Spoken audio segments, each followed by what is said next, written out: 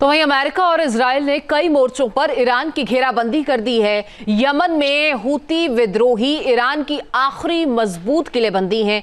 इसे अमेरिका हवाई हमलों में तबाह कर रहा है। हालांकि जवाब तो हूती विद्रोही भी दे रहे हैं, लेकिन अब उनके लिए भी ये वजूद की लड़ाई हो गई है।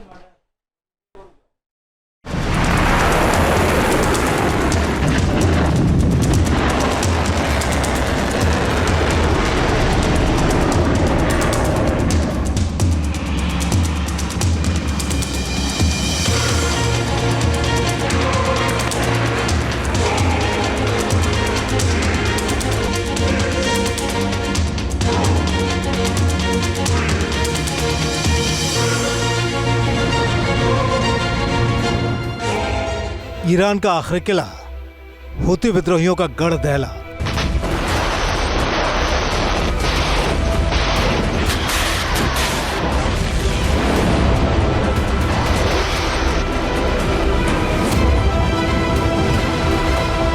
यमन के ऊपर ताबड़तोड़ हवाई हमला।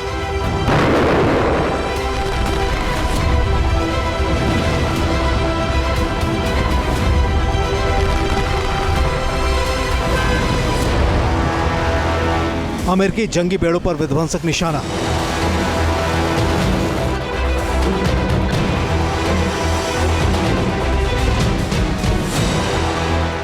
अमेरिका और हूती विद्रोहियों के बीच जंगी भिड़ंत लगातार तेज होती जा रही है।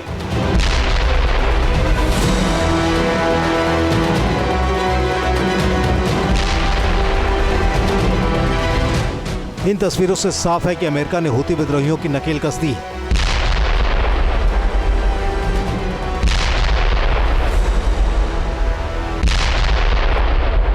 पिछले 24 घंटे के दौरान B-2 बॉम्बर सहित F-18 जैसे अमेरिकी लड़ाकू विमानों ने यमन के ऊपर 29 एयर स्ट्राइक किए हैं।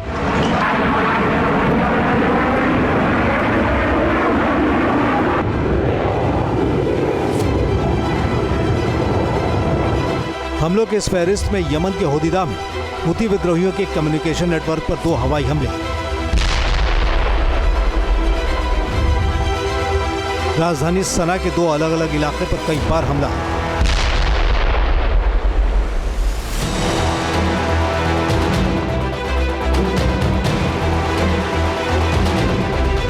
जबकि पूर्वोत्तर के मारीब में मजार और अब्दियाह को निशाना बनाकर 13 हवाई हमले किए गए हैं।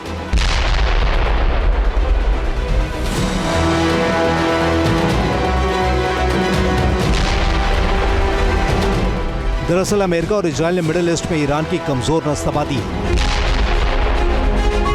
गाजा में हमारा न्यूक्लियर पावर्ड एयरक्राफ्ट कैरियर से एक के बाद एक लगातार उड़ान भर रहा है।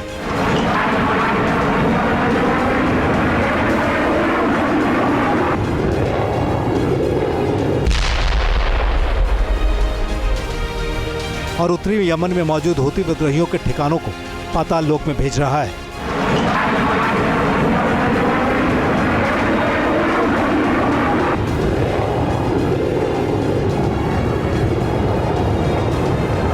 ईरान के तमाम प्रॉक्सीज में से अब हूती ही एक ऐसा संगठन बचा है जो कि काफ़ी हद तक इजराइल और अमेरिका को परेशान कर रहा है।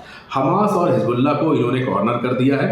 हूती से खिलाफ संघर्ष दूसरे तरह का है। दरअसल यमन में बैठे हुए हूतीज इजराइल के साथ लैंड बॉर्डर शेयर नहीं करते हैं और इस चीज़ का फ़ायदा उनको मिलता है कि यहाँ पर ज़मीनी हमले, ज़मीनी कार्रवाई नहीं हो सकती है इजराइल के थ्रू।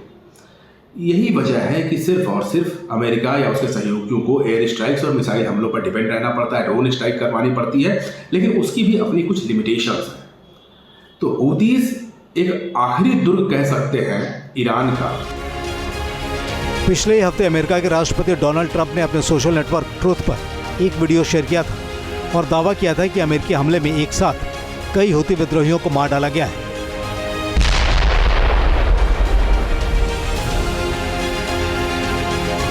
ट्रंप ने तंज कसा था कि हूती विद्रोही अब अमेरिकी जहाजों पर हमला नहीं बोलेंगे।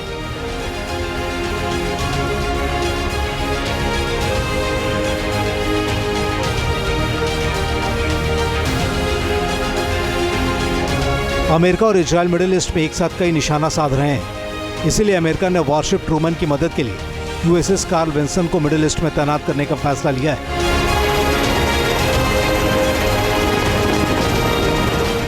दोनों एयरक्राफ्ट कैरियर 90 लड़ाकू विमान और हेलीकॉप्टर के साथ साथ 6000 मरीन सैनिकों को ऑन बोर्ड कैरी कर सकते हैं।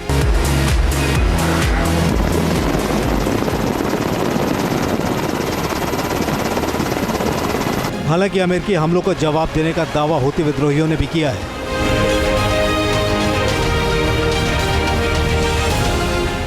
इसके मुताबिक हूती विद्रोहियों ने रेड सी में एयरक्राफ्ट कैरियर हैरी ट्रूमैन को मिसाइल और ड्रोन से निशाना बनाया है।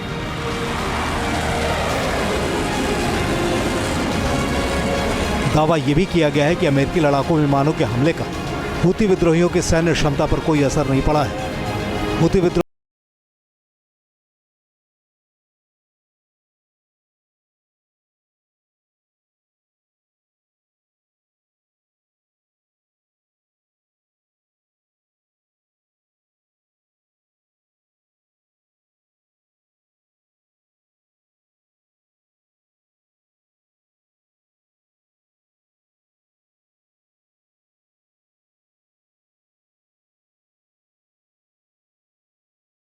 चीज़ें बहुत कुछ बदल गई हैं। हूतीज़ अब अपने आप को जिहादी कहने लग गए हैं और अपनी लड़ाई को एक अलग फेवर देने की कोशिश कर रहे हैं। वो अपने आप को हमास और हिजबुल्लाह से इक्वेट करना शुरू कर चुके हैं। तो अब जंग का पैटर्न बदलेगा और ईरान भी ये बात जानता है, अमेरिका भी ये बात जानता है कि हूतीज़ को बहुत ज़्यादा देर तक टॉलरेट नहीं किया जा सकता है। अमेरिका इसी वजह से अटैकिंग मोड में है। इजराइल इसी वजह से लगातार अमेरिका के साथ मिल करके ऑपरेशंस कर रहा है जिससे कि हूतीज़ का सफाया पूरी तरह किया जा सके। निश्चित तौर पर हूतीज़ अब अपने वजूद की लड़ाई लड़ रहे हैं, क्योंकि अगर इस समय ईरान ने अपने हाथ खींच लिए तो हूतीज़ का जो पूरा जो किला है वो ढह जाएगा। मिडिल ईस्ट में अमेरिका बनाम हूती विद्रोही की चिंगारी शोलों में तब्दील हो चुकी है और इसका सीधा कनेक्शन ईरान से है। Team news nation.